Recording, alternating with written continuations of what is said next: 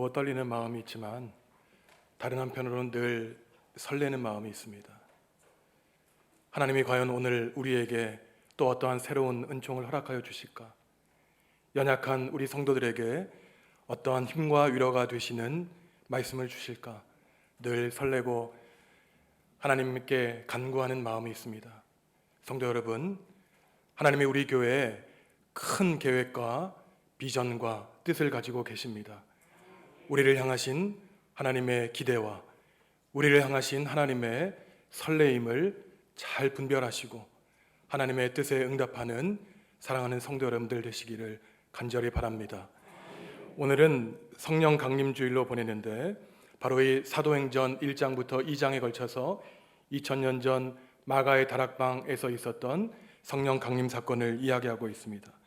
사도행전은 예수님이 돌아가신 다음에 예수님의 제자들의 행적을 기록한 글로 초대교회의 역사를 담고 있습니다. 예수님이 돌아가시고 성령 하나님을 통하여 진정한 교회의 시대가 열렸기 때문에 이 사도행전을 가리켜 성령 행전이다 라고 말을 하기도 합니다. 성령 하나님이 부족한 제자들을 사로잡고 이들을 사용하셨기 때문에 사도행전의 주인공은 제자들이라기보다는 성령 하나님이라고 우리는 말할 수 있습니다. 구약은 성부 하나님의 시대, 복음서에 있는 시대는 성자 예수님의 시대, 그리고 지금 우리가 살아가고 있는 시대는 성령 하나님의 시대입니다. 예수님이 이 땅에 오신 사건으로부터 앞으로 종말의 때에 재림하신 그 중간의 시대는 예수님이 육적으로는 우리 곁에 계시지 않지만 영으로 우리와 함께 하시는 성령 하나님의 시대인 것이죠. 이처럼 성령 강림 사건은 하나님께서 부족한 제자들에게 능력을 주셨고 그리스도의 복음을 열게 하신 매우 귀중한 사건을 담고 있습니다. 그래서 오늘부터 저와 여러분들은 사도행전 1장과 2장에 있는 이 성령 강림의 사건을 3주에 걸쳐서 묵상을 하려고 합니다. 그래서 오늘은 성령이란 과연 무엇인가? 성령 하나님의 임재를 기다리기 위해서는 어떠한 삶을 살아야 되는가?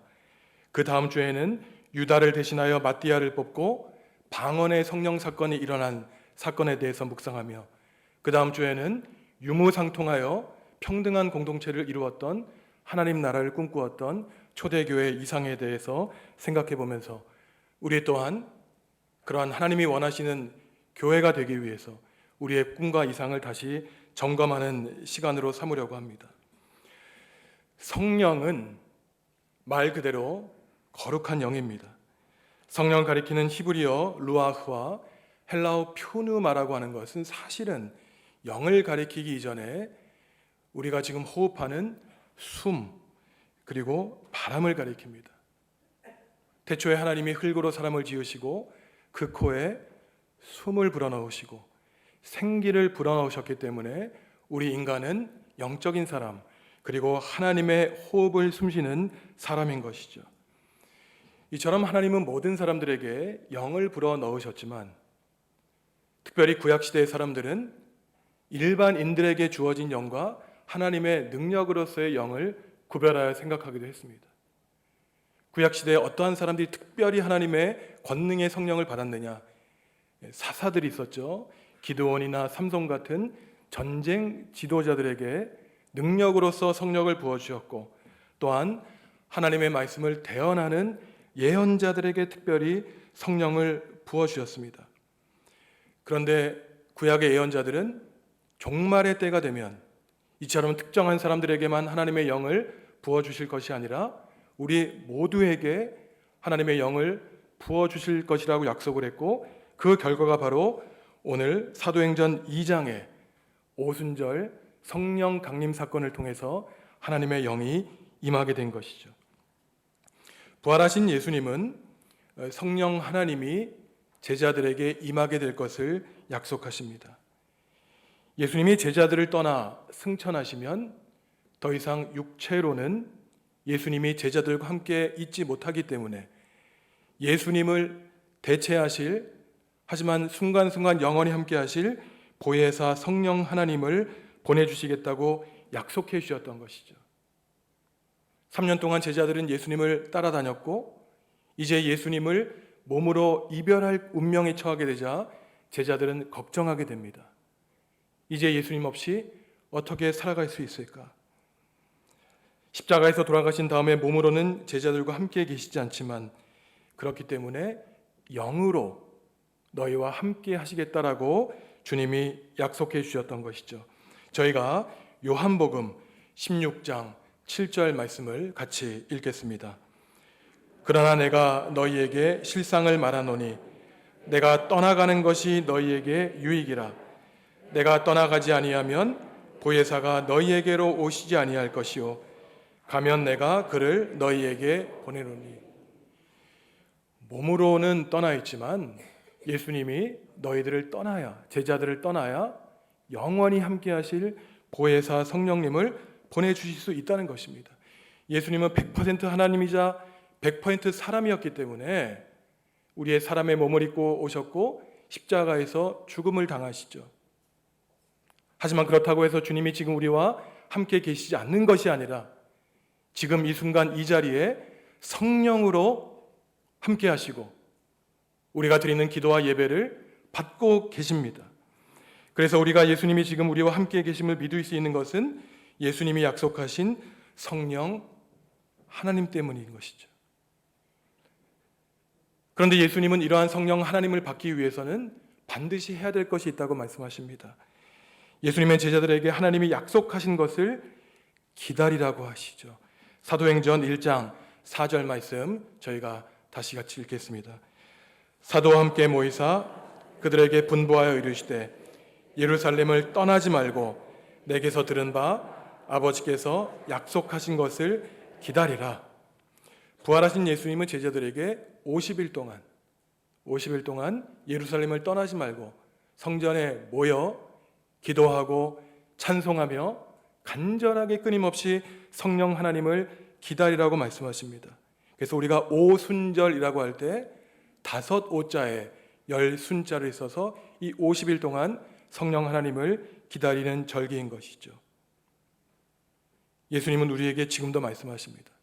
성령 하나님을 간절히 사모하고 기다려라. 신앙생활에서 굉장히 중요한 요건 가운데 하나가 기다리는 것이에요. 우리가 하나님을 일할 때 굉장히 위험한 것이 하나님을 기다리지 못하는 것입니다. 하나님의 뜻을 구하기 전에 사람의 뜻을 앞세우기에 문제가 있는 것이죠. 사람이 판단하고 사람이 계산하기 때문에 하나님의 그 크신 놀라운 일을 인간이 막아버리는 것입니다. 우리는 기도하며 찬송하며 하나님의 계획을 알기 위해서 기다려야 되는 것이죠. 우선순위가 바뀌면 안 된다는 것입니다. 그래서 주님이 예루살렘에 모여 기도하라는 것은 이 교회에 대한 가르침 가운데 가장 우선된 모이는 교회를 얘기하는 거예요. 교회는 그리스도의 몸으로서 일단 모여야 됩니다.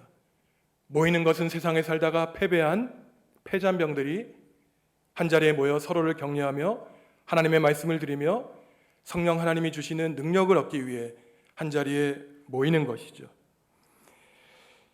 이러한 예수님의 성령에 대한 약속에 대해서 제자들은 질문합니다. 뭐라고 질문하냐면은 주님, 그러면 이제 주님이 약속하신 성령이 있냐면 바로 지금 우리 이스라엘이 로마에서 해방되는 것입니까? 저희가 6절의 말씀 같이 읽겠습니다. 그들이 모였을 때에 예수께 여쭈어 이르되 주께서 이스라엘 나라를 회복하심이 이때니까 하니. 구약시대의 사람들은 종말의 때 하나님의 영이 나면 어떠한 일이 벌어질 거라고 생각했냐면은 하나님이 직접 이 세상을 통치한다고 생각을 했습니다. 그래서 예수님이 성령을 약속하시자 제자들이 질문한 거예요. 우리나라가 일본의 35년 동안 식민지 통치를 받았듯이 당시 이스라엘이 로마의 식민지 치하에 있었기 때문에 성령 하나님이 임하시면 우리가 로마에서 독립하는 것입니까? 유대인들이 생각했던 메시아는 정치적인 메시아였습니다. 힘과 능력으로 정치적인 권세를 가진 메시아를 기다렸기 때문에 제자들이 어쩌면 이렇게 질문하는 것은 당연했죠. 당시 제자들은 유대 중심적인 편협한 구원 사상을 가지고 있었습니다. 예수님을 아직 3년밖에 따르지 않았기 때문에 예수님이 말씀하신 구원 사상을 잘못 오해하고 있었던 것이죠. 우리말로 하면 성령 하나님이 임하시면 내 문제가 다 해결되고 내 건강이 다 해결되고 내 가정의 문제, 교회의 문제, 사회의 문제가 다 해결될 것으로 여기는 것과 같습니다. 물론 그렇죠. 성령 하나님이 임하시면 우리의 문제가 해결됩니다.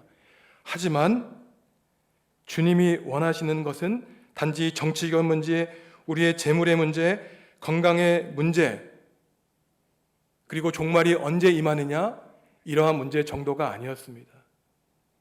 이런 것들을 다 포함하되 예수님이 말씀하신 성령 강림 사건의 목적은 다른 데 있었어요. 그것이 오늘 우리가 확인하고 점검해야 되는 내용입니다.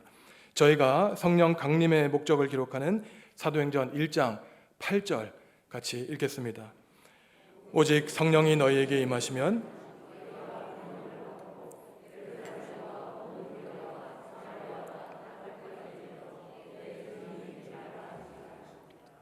아멘.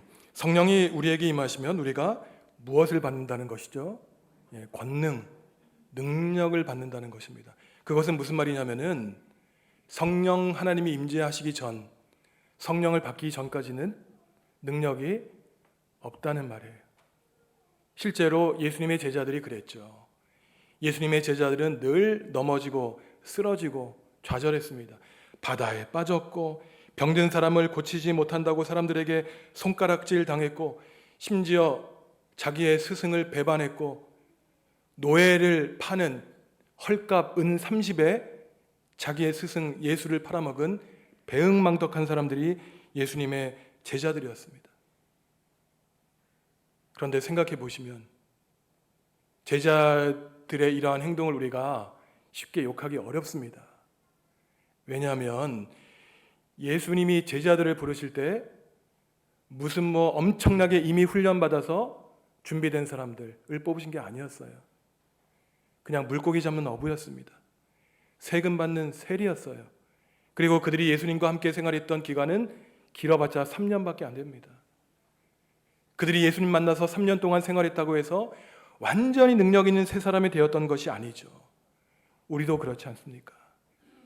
예수님 10년, 20년, 50년, 60년 신앙생활을 했다고 해서 우리에게 어려움 닥치면 곧바로 쓰러지는 것이 주님의 제자라고 하는 우리들의 연약한 모습이죠. 하지만 이 제자들이, 부족한 제자들이 성령 하나님을 받고 성령 하나님이 함께해 주시자 죽음마저 두려워하지 않는 진정한 주님의 제자로 거듭나게 됩니다.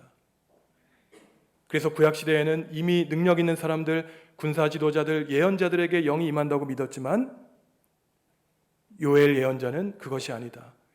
부족한 사람들에게 성령 하나님이 임재하여 주셔서 능력을 주시고 거듭나고 변화시켜 주신다고 요엘은 말씀하고 있습니다.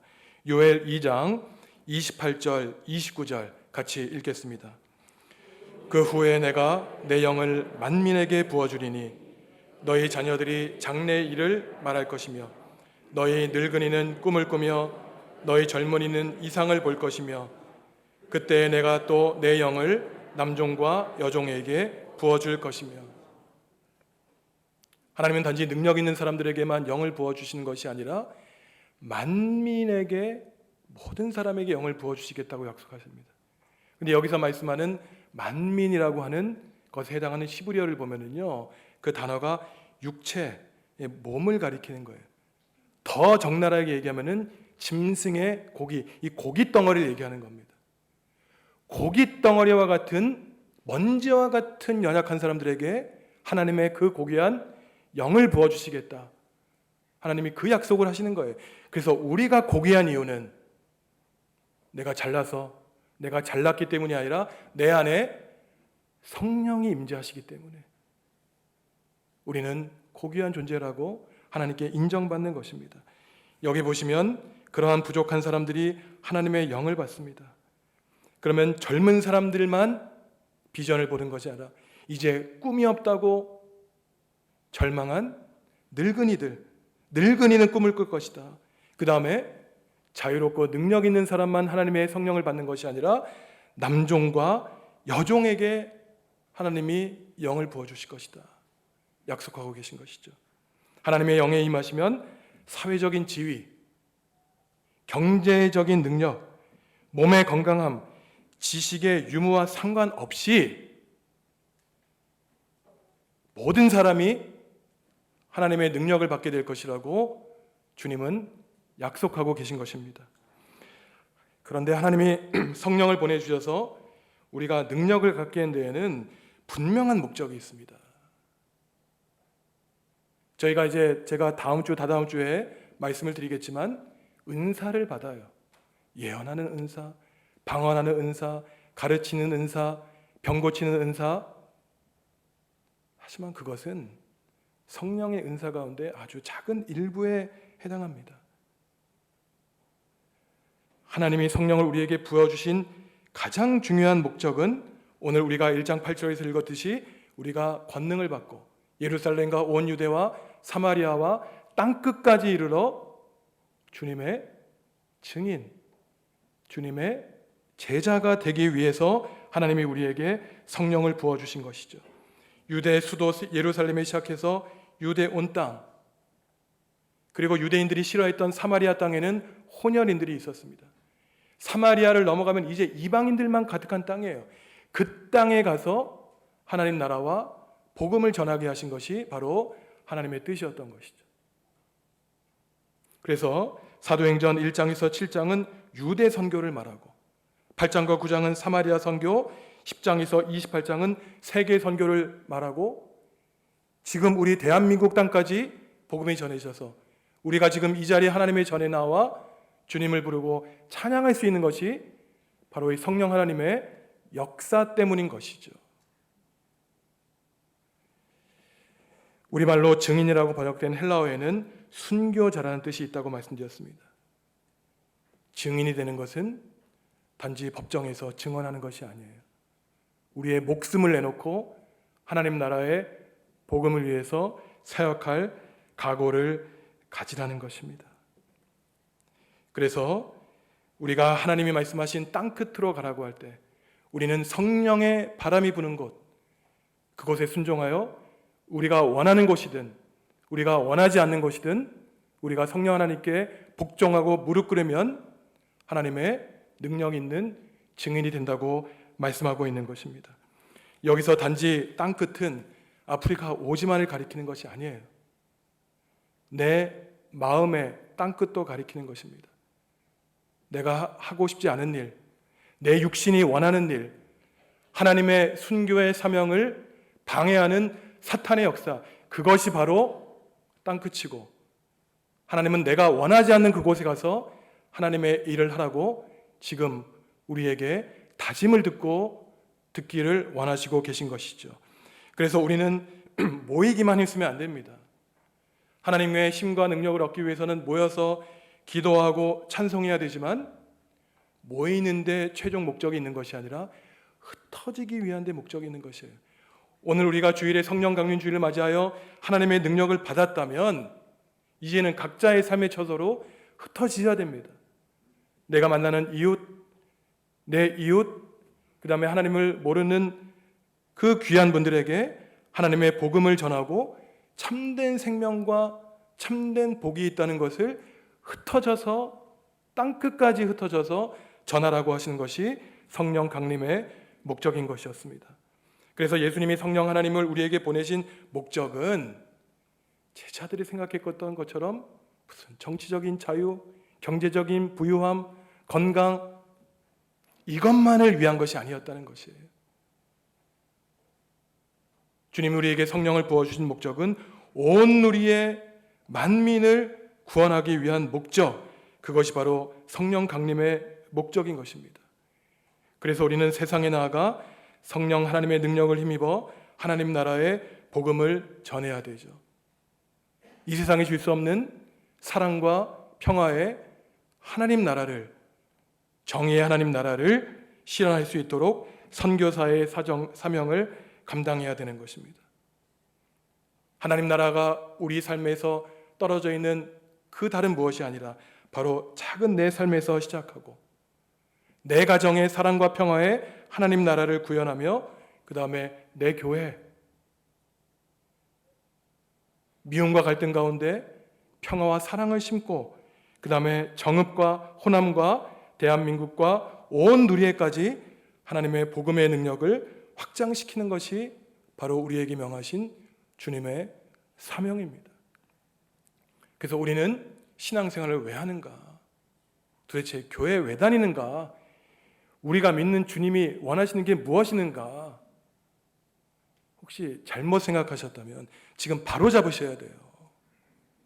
내 삶의 이익과 명예를 위한 것이 아니라 주님의 이익과 주님의 명예를 위한 것이 주님의 제자된 삶인 것입니다.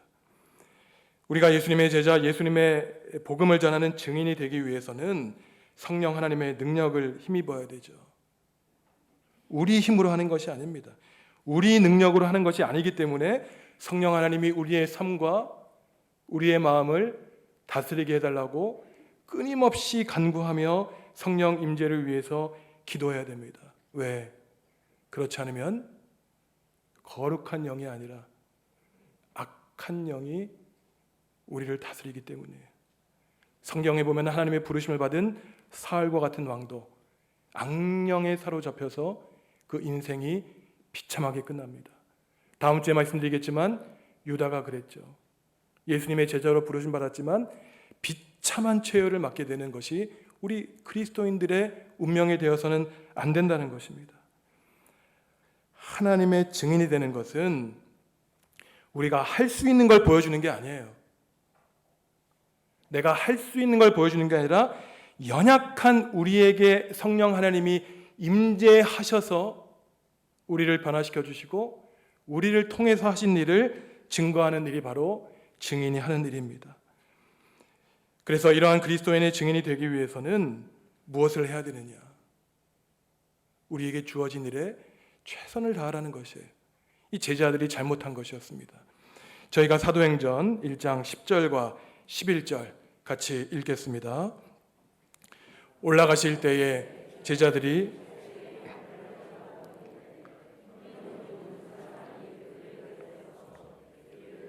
갈릴리 사람들아 어찌하여 서서 하늘을 쳐다보느냐? 너희 가운데서 하늘로 올려지신 이 예수는 하늘로 가심을 본 그대로 오시리라 하였느니라. 예수님이 하늘로 올라가시자 제자들이 뚫어지게 하늘을 쳐다보고 있는 것이에요. 성도 여러분, 2000년 전 우리가 제자라고 생각해 보세요. 예수님이 3년 동안 우리와 함께 계셨습니다. 그런데 갑자기 사라지셨어요. 우리가 지금 하늘을 뚫어지게 쳐다보고 있는 것입니다. 왜 그랬을까요? 여러 복잡한 이유가 있었을 것입니다. 허탈하기도 했을 것이고 아니면 주님과의 이별 때문에 슬퍼서 하늘을 쳐다봤겠습니까? 아니면 주님이 계실 때는 정말 그분이 소중한 분인지 몰랐는데 정작 떠나가니 안 계시니 죄송해서 그랬을까요? 여러 가지 복잡한 이유가 있었겠지만 자세히 하늘을 쳐다본 이유는 이 제자들은 당시에 임박한 종말 사상을 가지고 있었기 때문에 예수님이 곧바로 다시 우리에게 오실 것이라고 생각했기 때문에 하늘을 쳐다보고 있었던 것입니다. 그러자 흰옷 입은 두 천사가 말하는 거예요. 왜 하늘 그렇게 쳐다보느냐? 예수님이 언젠가 다시 오실 것이다.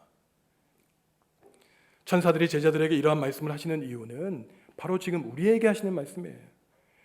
성령 강림을 준비하고 능력을 힘입은 제자들은 하늘만 쳐다보고 살아서는 안 된다는 것입니다. 왜? 이 땅에 보내주셨기 때문에 우리에게 맡겨주신 그 소소하고 작은 일들에 최선을 다해야 하나님이 이 땅에 오실 때 준비된 자들로서 주님을 영접할 수 있다고 천사들이 우리에게 말씀하고 있는 것이죠. 성도 여러분, 오늘 우리는 성령 강림 주일을 보내고 있습니다. 성령 하나님의 능력을 힘입는다는 것이 우리의 삶과 단련된 아주 신비로운 이러한 것들이 아니에요. 일상을 부인하여 하늘만을 쳐다보는 삶이 아닙니다. 성령 하나님의 임재를 기다리며 성령님의 능력을 힘입어 사는 삶은 우리의 삶에 동행하시는 성령 하나님을 모시고 우리에게 주어진 사명에 최선을 다하는 삶입니다. 큰 일뿐 아니라 먼저 작은 일에 최선을 다하는 삶이 성령의 사람들의 삶인 것이죠. 성도 여러분, 생각해 보십시오. 주님이 우리 교회에 만약에 작은 일을 맡겨주셨어요. 근데 그 작은 일 하나 소화하지 못하는데 무슨 세계 선교, 민족 복음화를 감당할 수 있겠습니까? 우리 교회는 우리 교회가 해야 될 여러 가지 일의 목록들을 놓고 우리가 무시했던 작은 일부터 감당해 나가는 겁니다. 성도들을 위해 서로 기도하는 일, 격려하는 일, 서로 사랑하는 일, 그 다음에 우리 지역에 맡겨준 일, 각자 가정과 일터와 교회에 주어진 일이 무엇인가? 각자에게 맡겨진 일에 최선을 다할 때 결국 하나님은 우리에게 큰 일을 맡겨주실 수 있겠죠. 저부터 최선을 다할 것입니다. 저에게 맡겨주신 일이 무엇인가? 하나님의 말씀을 묵상하고 성도 여러분들을 위해서 기도하는 일에 최선을 다할 것입니다. 우리 성도 여러분들도 우리 교회에 맡겨주신 그 사명이 무엇인지 분별해야 되겠죠. 성령 하나님의 능력을 힘입은 교회는 이처럼 우리에게 주어진 삶에 최선을 다하고 성령 하나님의 권능과 능력을 힘어 땅끝까지 이르러 하나님 나라와 복음을 전하는 패기 있는 교회인 것입니다. 사랑하는 성도 여러분, 성령 강림주의를 보내는 우리 교회에 성령의 신선한 바람이 불기를 원합니다. 탁하고 오염된 바람이 있었다면 그 모든 바람을 성령 하나님이 물리쳐 주시기를 간절히 원합니다. 모든 성도 각자 한 사람 한 사람이 한 마음과 한 뜻으로 성령 하나님만을 의지하여 성령 하나님의 임재를 준비하고 기도하며 찬양하며 기다려 성령 하나님의 능력을 받아 땅끝까지 이르러 하나님 나라와 하나님 나라의 복음을 전하며 하나님 나라를 실현하는 거룩한 정읍중앙교회가 되기를 주님의 이름으로 축원합니다. 기도하시겠습니다.